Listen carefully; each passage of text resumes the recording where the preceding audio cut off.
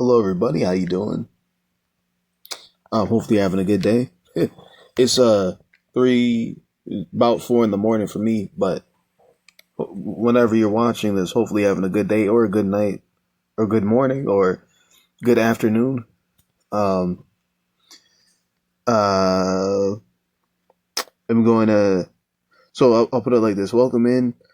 When you come in, leave a comment or a message saying like where you are in the world and are you having a good day there so far? How was the weather? Hopefully enjoying your weekend now, right?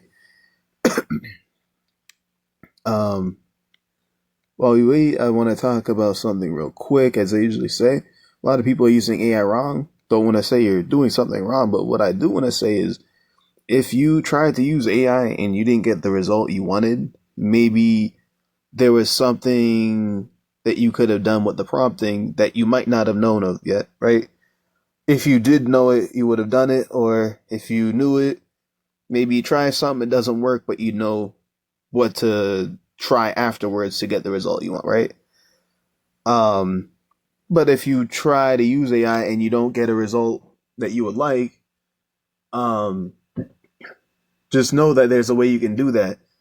If you don't think there's a way you can do that, well, that's not true. You can, but you would have to know how to use it correctly. That's what I mean by you're using it wrong, or if someone is using it wrong, right? If you like to use it correctly, you can. You have the choice of doing so. You just have to access that information somewhere, right? Let's say they're typing basic prompts and getting basic answers, saying AI doesn't work for them. As an example, that's like buying a gym membership and only using the parking lot. What I do and what I teach at Promptify is prompt engineering. That could sound complicated, but it's literally just means knowing how to talk to AI so it gives you something you can actually use, right? Um, Today I'm gonna show you a certain topic, and by the end of this, you'll be able to do this yourself in about 5 minutes. Um, excuse me. And everything I show you is inside Promptify. The link is in the bio. Excuse me. And all right, let's get right into it. I'm just gonna let me go to the area where I'm gonna talk about stuff so I can follow my outline of what I'm going to be talking about. So, if I had a business, I'll put it like this: How I'd start a. Let me just give like a title, or give you um the idea we're going to talk about or the topic. Let's say how to start a business from zero using AI in 2025 or 2026, right? Um, there's probably unlimited ways you can go about this. You could even ask AI to tell you what everything to do, right? And then you'd have to maybe have some idea of how relevant what they're saying is, because they can. This is a very small segue, but this is for people who. What I'm saying right now, if people go on ChatGPT and say, "Give me a business plan," right? There's if you have prior knowledge on how business works, like like online business where you provide a product or a service for somebody and it's pretty much you're actually self-employed, even if you're the founder and become the CEO of that because you can outsource certain work to people or what. But what happens is if you understand how that works, that can help you a ton with understanding how to prompt or understanding how relevant information is. Because what happens is AI can tell you if you just type in "give me a business plan for this or that," you can get a result that works without even knowing anything about what you just said. But what happens is you could also get results that it can work, but there needs to be some changes made to what's going on. And this is me giving you free coaching or free business consulting right now. You having pre-knowledge on the topic helps a ton. And it's not like you need to know like be book smart about like understanding things about business. You need to understand things that move the needle when it comes to business and things that are absolutely necessary for you to accomplish anything, right? So without getting way too deep into that, you have to understand that you have to know what market you're going to go into, what niche in that market, if you were going to choose a niche, what is in demand, what do people, or AKA what are people buying literally, what are they looking into buying, and then how can you get that traffic to come to your offer, wherever your offer is going to be, or do you go find your offer first and then like where is your offer? Like, are you running ads? Are you calling or emailing people? Are people seeing you on social media? Not you, but like what your offer is, whether your face is in that or not, right? Maybe you have a logo, but what happens is you have to understand that these are core things that have to be set up first. And then so after you build up all these things, I don't know if you need to have social media platforms, websites, or a website, ad campaigns, a plan of how you're going to market certain software or hardware or whatever. Like, and then what are you selling a product or a service, and how are you going to deliver it? Do you create a product yourself, or is it a digital product? Did you create it already? Or did you have it created, and did you make sure that it actually has a value? Like, did you make sure that this is a real thing? Like, you already know about the thing you're selling, or you went and learned about it, so you know exactly that you're delivering the actual value you tell people you're going to deliver, so they won't return it because you actually gave them what they said. So they won't ask for a return and give you a bad review. They'll give you a good review and said you delivered.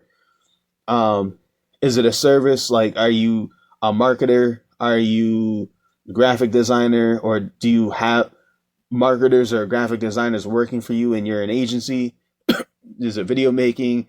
Is it market research? Is it I'll put it like this, any type of service, and I'm talking about like some online type services, like or you helping people apply to jobs? Are you helping people find certain information? Are you a consultant?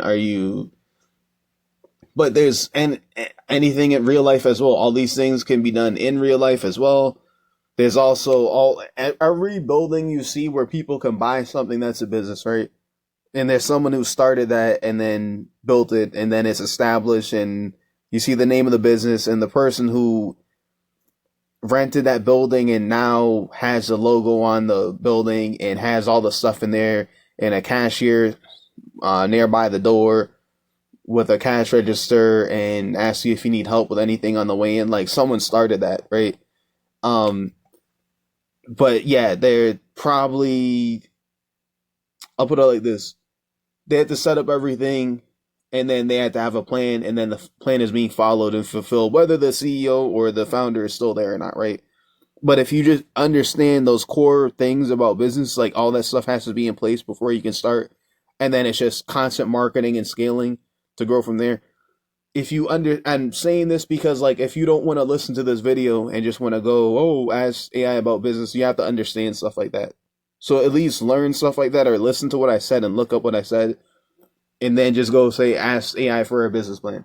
Or you could listen to what I'm actually about to tell you in this video. So let me hop into that. Sorry for the quick 8-minute intro where I just kind of segued a little bit too much. But just to let you know, like, I know what I'm talking about, and I'm telling you, when I'm in these videos, I segue quite a bit to tell you real information about the thing, even if it's kind of swaying off the topic of the video, where I'm talking about how you can get prompts that help you.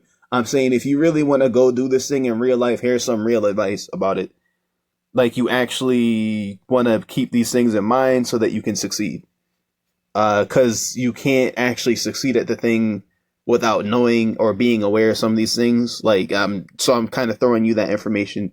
There's a lot of people who tell you, oh, this business is business that, and some people are saying legit relevant stuff, and some people are kind of like glamorizing and saying things are easy and it's going to take no time, and words to get you to be invested in, because they want you, what happens is it's very marketable to say something like, oh, it's not going to take so much effort.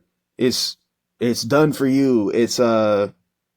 I only work an hour a day. Like they'll say these things, but what happens is I'm telling you realistically things you have to understand that you might not hear until after you pay for their product, but I tell you that for free.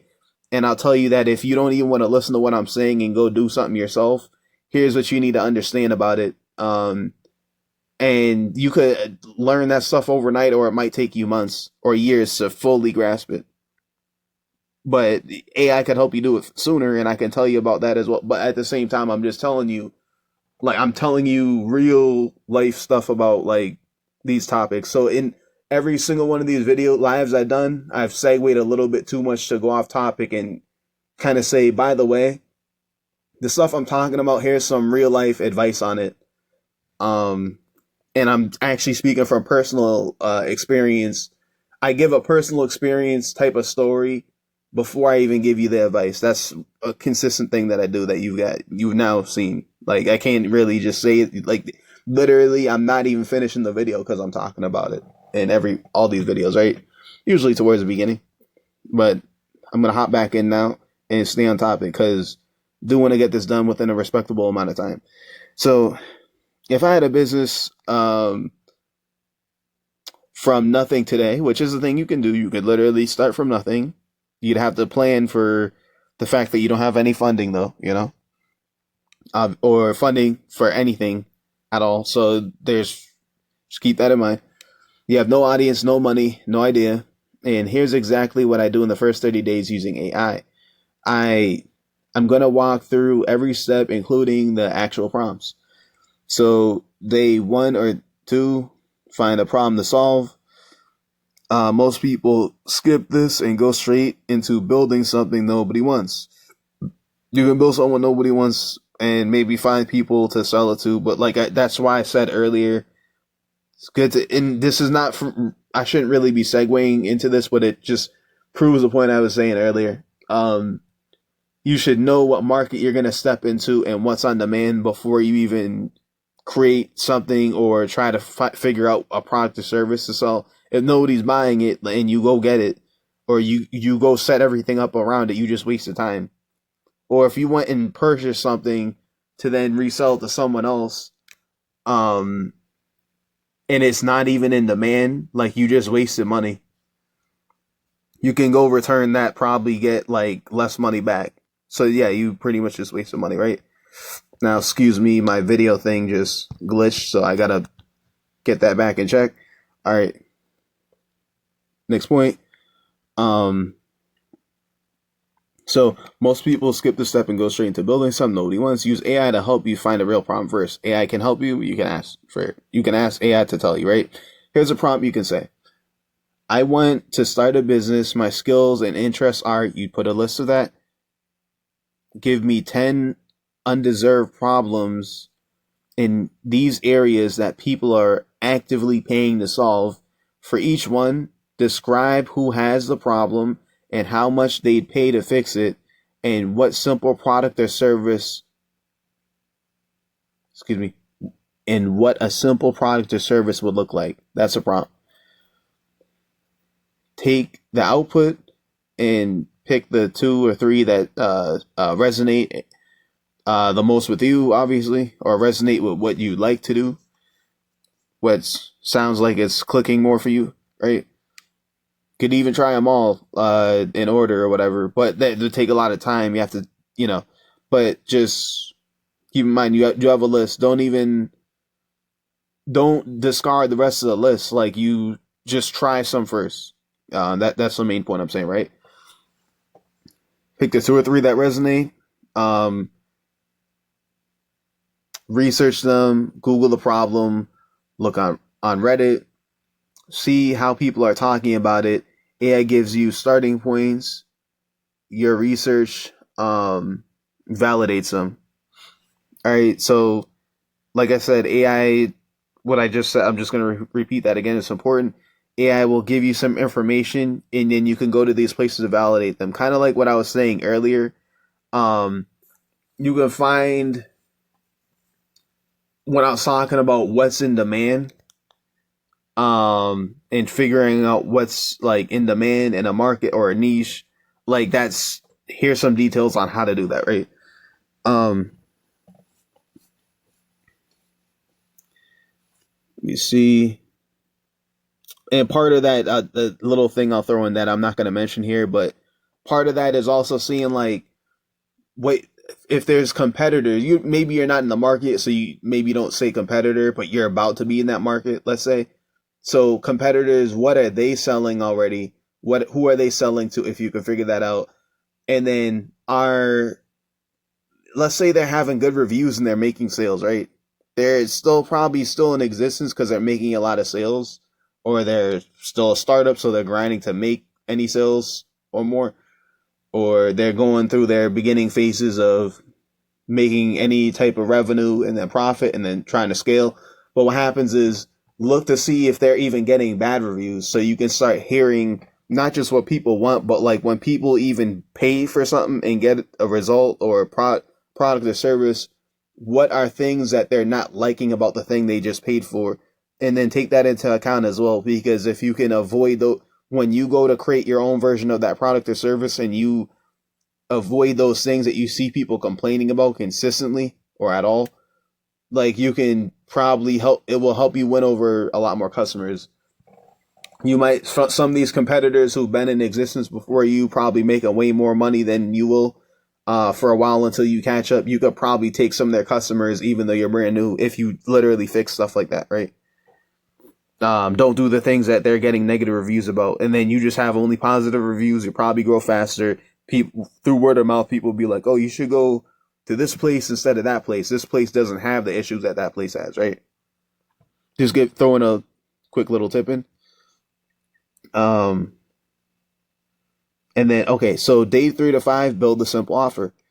Don't build a product yet. Build an offer, a promise of a specific result for a specific person. The prompt that you'll use to do that is, I want to help you, type in the target customer, achieve, and then put the result, right?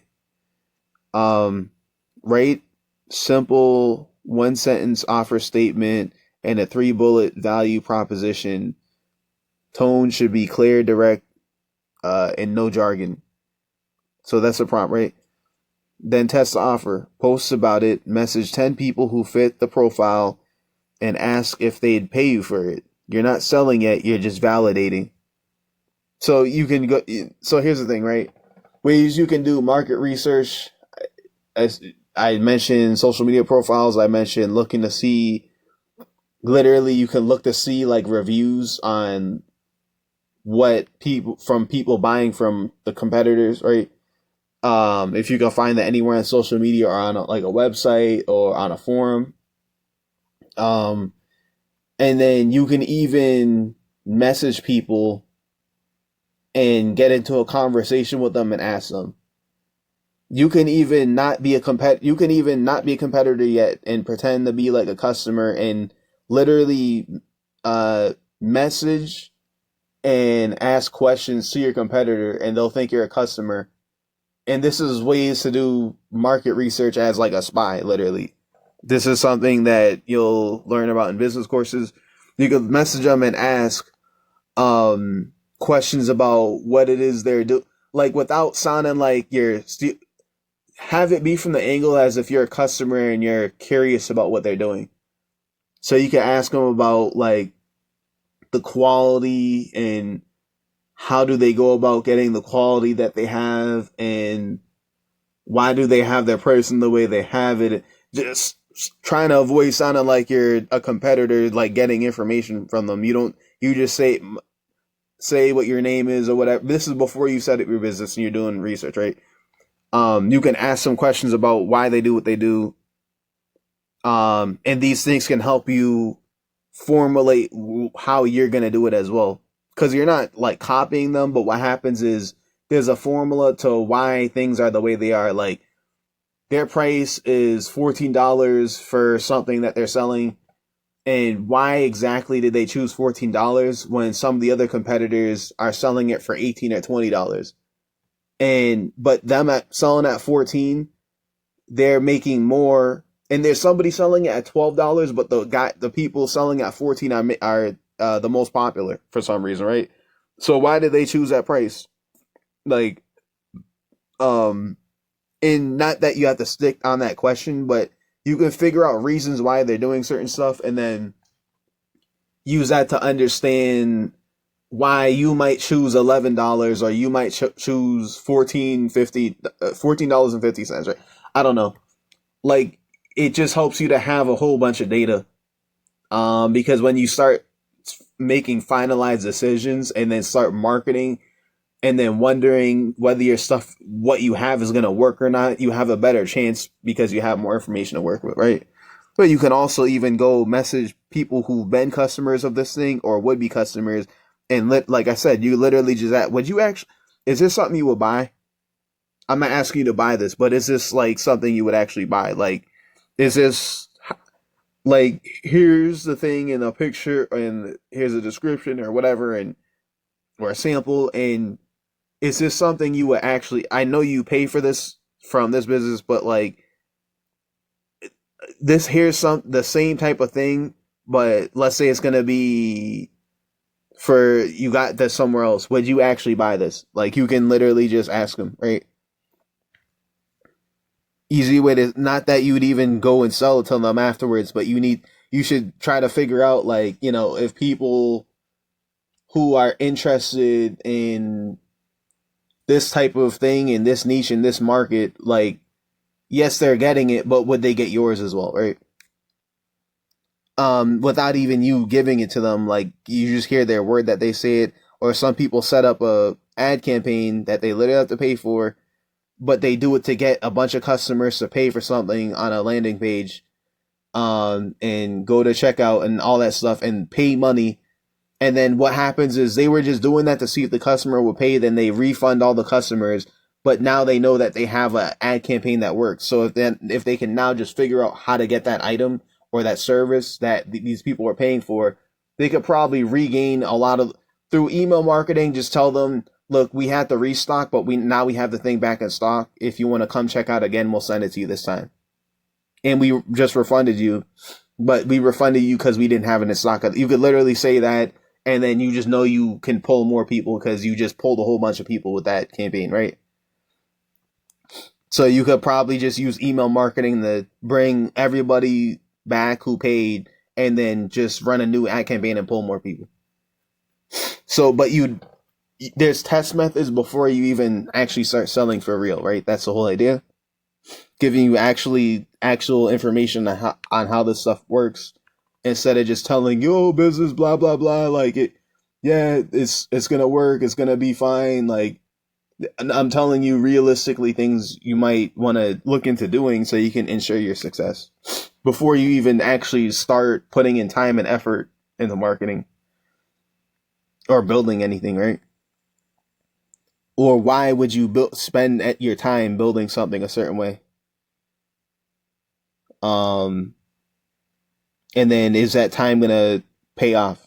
Like when you get your experience actually marketing after you've built it. So basically, let me just jump back in. You test the offer, post about it, message 10 people who fit the profile. You ask if they pay for it. And you're not selling, you're just getting validation that this is a thing that they would actually buy, right? Build audience with content. You don't need a website yet. You don't need a logo. You need content that proves that you know the problem better than anyone else. Prompt that you can use is, I'm building an audience around, you'd insert the topic. Give me a 30-day content plan, 3 posts per day, mixing education, social proof, transformation, and call to action formats for each post. Give me a hook line and a 2-sentence description. So that's a prompt. Post consistently, engage with everyone who comments. The audience becomes your launch the audience becomes your launch list. Might not be that flat out like straight up how it's gonna be, but it can be like that. Is literally your audience is gonna be will be the people who buy, unless it's people who came and viewed and haven't followed you or anything, but they actually click checkout, because that happens a ton as well. You build an audience to build social proof on social media, because what happens is your reputation in real life, that's really up to you, but your reputation of your business matters, because your business is an entity that needs a good, trustworthy standing in order for people to pay. So when people go places and they decide to use their hard-earned money somewhere, they want to know that if they're going to go to a business or to get some type of product or service, they might not even know what it, like, there's people who might go to a place like McDonald's and didn't even know it's called McDonald's. They just needed some food, right? But if the food tastes good, it doesn't matter if it was healthy or not, but it didn't give them stomach issues. It was not cold, like the stuff was just heated. It was fresh off the fryer, and they liked the flavor, and the staff were nice, and the place was clean, and this stuff wasn't even super expensive. Like, yeah, like that can make them want to leave a good review and actually think of McDonald's in a good way, regardless of how it's seen in real life. Like, they had a good experience at a restaurant. Like, oh yeah, they'll probably say good things about it. Other people want to go there. More people will go there. They see it's good and be returning customers if they live in that area, or every time they go to that area, they probably, if they needed food and wasn't cooking or wasn't feeling like they preferred some other place, they go there, right? They might even prefer that place. So, but they weren't scamming. They weren't being, it wasn't rude people working like, it wasn't terrible customer service. It was a pleasant atmosphere. The food was tasty. The food was fresh. If any of those things were out of place, like the bathrooms are clean, the place was clean, everybody was nice and like, if those things were out of place, that could give someone a reason to, if a few things are out of place, maybe someone can understand they're wrong place, wrong time type thing. But there's people who take that stuff very seriously. So there's people who could be like, oh, I don't like this place. Like, there's people who, for example, they could go to a McDonald's in a area that's maybe not a nice area, and inside that McDonald's, yeah, the workers could be working their butt off to keep the place nice, but it could be a very not nice atmosphere because some of the people in there, and there's too much tension. I've literally been in McDonald's like that, where it's like literally the cops is probably in the parking lot just in case something happened or whatever, because like the workers was literally on the ropes, literally dealing with people just being like ridiculous. Then you go to the McDonald's in a nice area, and there's barely anybody in there, or when there is, everybody's just calm and nice and peaceful, and there's just no tension and no nothing, and the workers are being professional, but they don't have any problems that they have to deal with. Like, besides somebody might saying, "Oh, that's quite expensive," but oh, it's okay, I'll pay. I didn't know you charge that much for a cheeseburger. So it's just like, what happens is that so people can say, "Oh, I don't like that McDonald's, but I like that other McDonald's," right? So people could literally or that McDonald's food quality isn't good, but that one they always have their stuff fresh.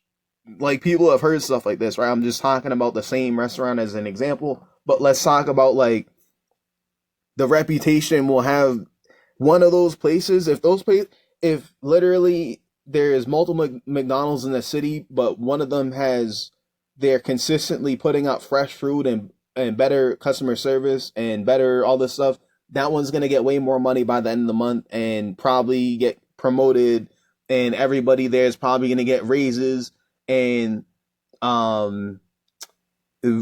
vacations and gift cards and all, whatever companies do to try and encourage the workers and reward them for performing better, that location is going to receive that. They might even get expansions, they might whatever, right? Things that make their life easier and make them want to work more. And more customers are going to go there because of reputation. So reputation, and then what happens is if it's not a company like McDonald's and it's just like a new startup or a new place, and if they do everything wrong and they have terrible like if they try to like at least do what they can, the best they can probably get away with it. And like people could say something like, oh, they didn't deliver, but they were very nice and they were very helpful and they even refunded us because they couldn't do it, but it did cost us time. But like, you know what, they're trustworthy, they're just not good at what they do. So they can still retain customers, but they'll get less customers because they'll lose to places that actually do what they're supposed to do, right? But let's say that a company does like almost everything wrong.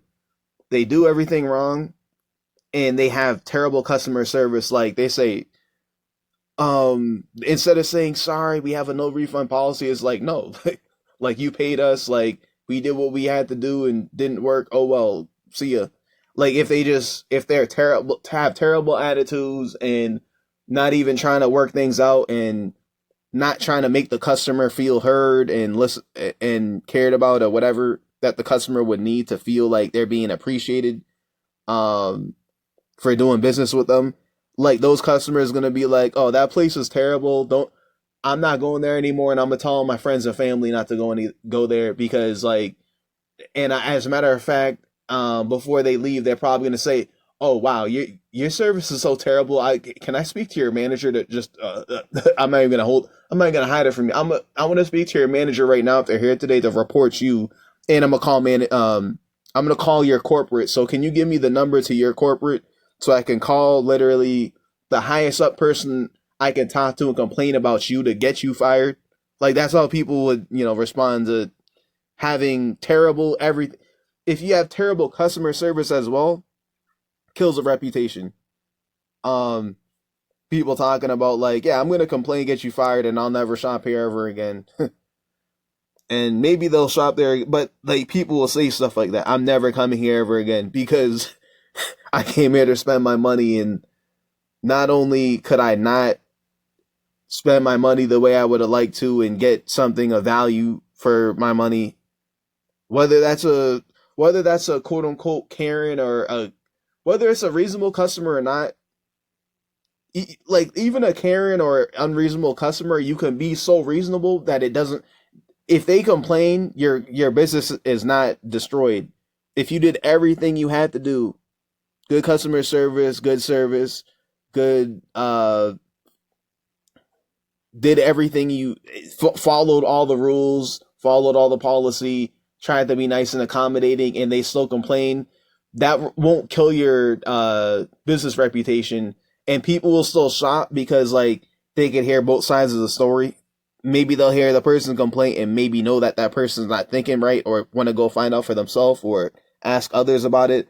But there's bad apples, but like most people who came there and seen what you offer and how you go about it, they're gonna see that you're a good, legitimate business who does the right thing and you're nice and you're trustworthy. So like you're gonna win, and the bad people can come and go, but like you're gonna remain up. But you can also destroy your own business reputation. Not you personally, but your business reputation. If it falls, you might never get customers and then your business goes out of business. That's just how that works. If you get no customers, then what happens is you're putting time and energy into marketing and your reputation is keeping customers away from you. So your your time spent on marketing and even paid marketing is going down the drain. So like that's why I say don't kill your business reputation. I had to segue real quick just to say that because that's very important. Your business reputation is literally the reason that you'll never have to work a day job ever again. Your business's reputation, not yours. Now, if your image is tied into your business reputation, you should probably try to. That's why you hear about when these people get more money and get famous or whatever, they start kind of going out the spot. They literally you don't know anything about their personal life. You hear them, like you see me come on here and talk about the topic and talk about like ideas even from personal experience on the topic, but you don't know about me personally. It's not because I'm trying to hide it. It's actually I don't have time to talk about myself, and that's not the point. But what happens is like, yeah, if a person has like a shady life, or not that I have a shady life, but or maybe I don't know.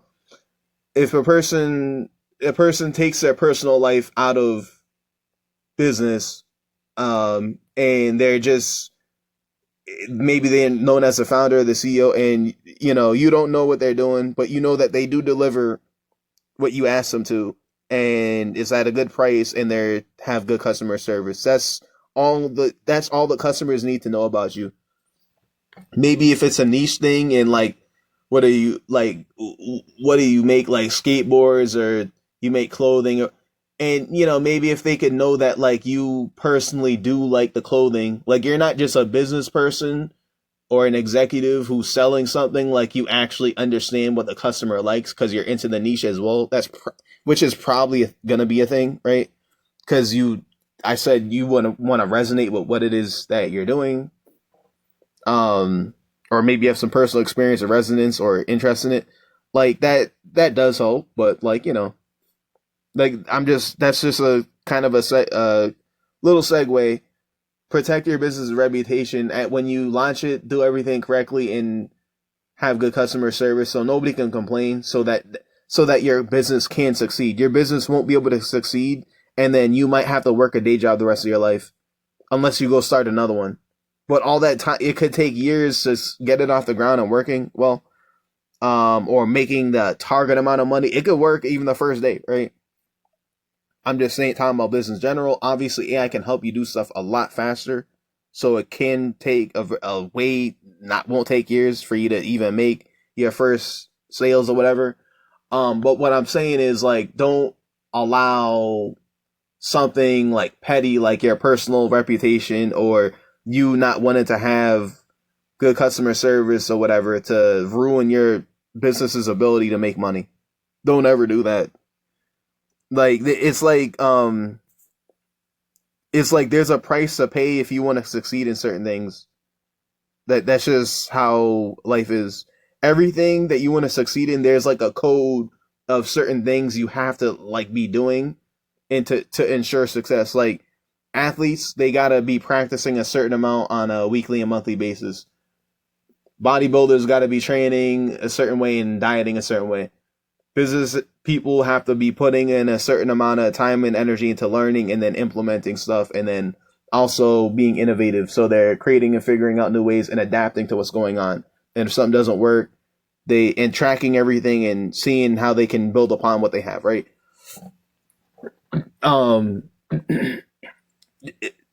People who are good at specific things, they got to put in a certain amount of practice over a certain amount of time. It could be more or less practice depending on the thing, and how much assistance they have and how quickly they're able to adapt, right?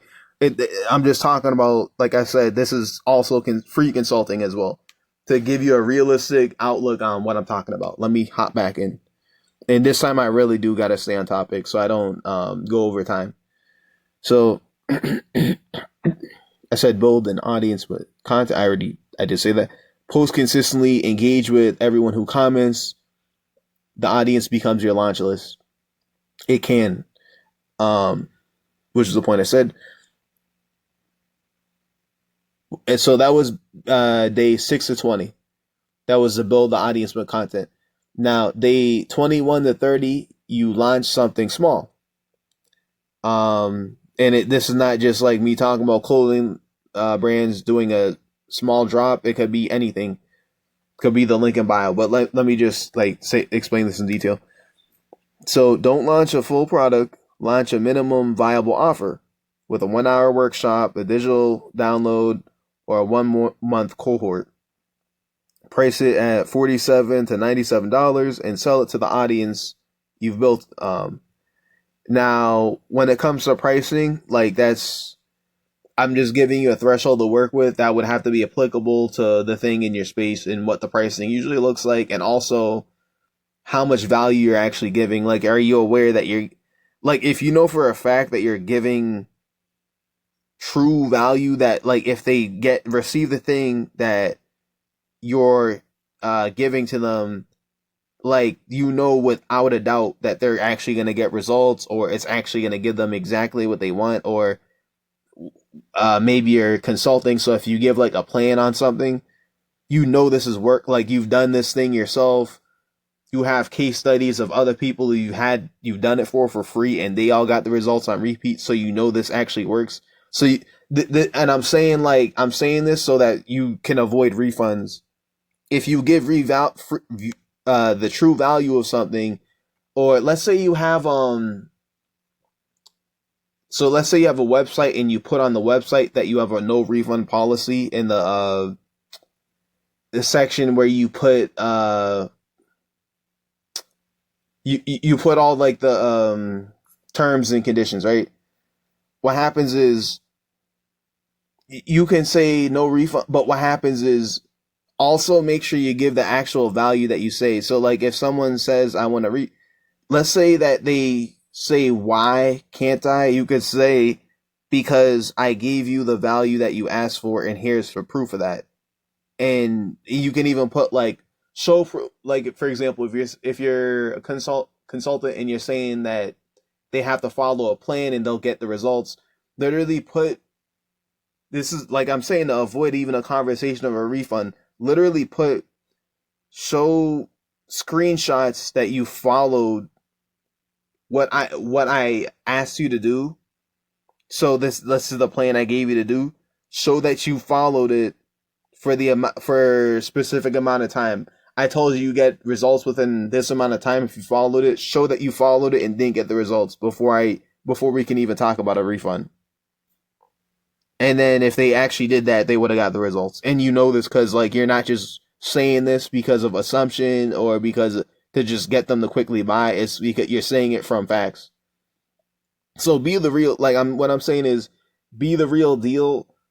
And if you're the real deal, like there's really no reason that your business won't actually grow and then become insanely profitable because everybody's actually getting value.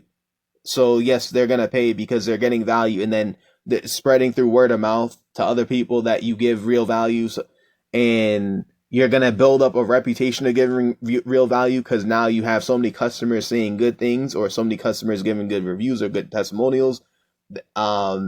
And the social media presence is growing, and the actual brand awareness worldwide or in whatever location is growing to the point where like, yeah, like now you're not just a startup, you're actually a successful business. I'm actually just telling you exactly how that would work out, right? Unless on your first day you luckily just got sales out of nowhere. Right? Because there's always that, right? Now, what I'll say is, okay, so let me just repeat this. Don't launch a full product, launch a minimum viable offer, a 1-hour workshop, or a digital download, a 1-month cohort, and price it at $47 and $97 and sell it to the audience you've built. The prompt is, I'm launching, and then you insert the product type, and then you say for, then you'd insert, you put in who the audience is. Then you say priced at, and then you put the price $ before the price. Then write a launch announcement post at sales email. Excuse me, let me re-say that. Write a launch announcement post, a sales email, and 3 follow-up messages for people who showed interest but didn't buy. Your goal for month 1 is 10 customers. That's it. 10 people paying you validates everything. All right.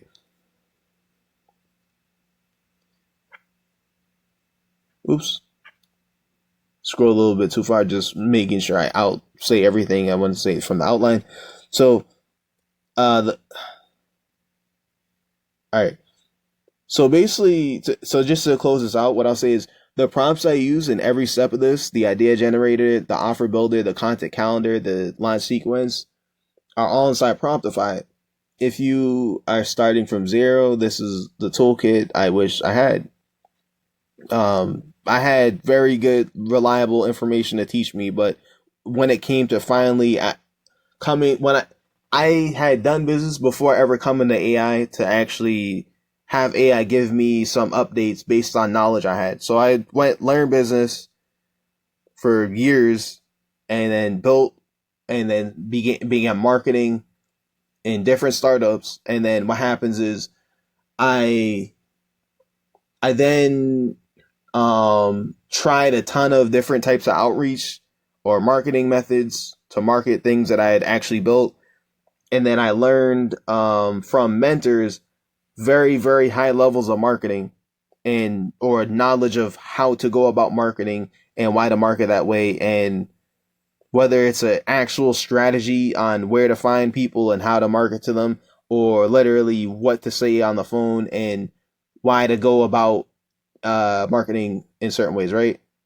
Then after I learned all that, then I started going to AI. So I came to AI at when I already had knowledge. That's kind of why I said at first it's good. You have to really understand certain things about business in general, because it's very, very helpful. What happens is if you give AI more context on what you know and what you tried, for example, you don't have to have tried anything yet if it's new, but if you give AI context on what you know and what you tried, they can give you more direct answers. That's basically what kind of why I said that, right? Um, and it's not, and when I say direct answers, it's not that if you didn't know something or they assumed you didn't know it, they kind of just tell you it in the prompt.